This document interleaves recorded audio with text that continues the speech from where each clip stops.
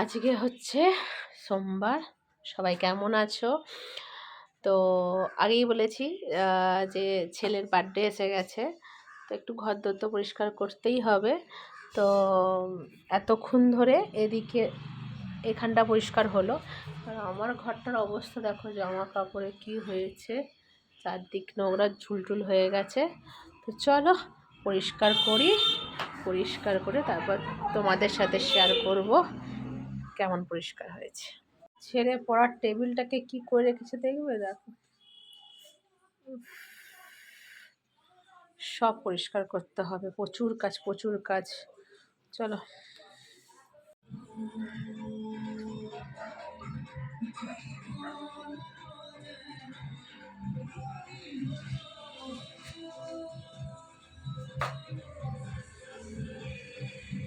Complete.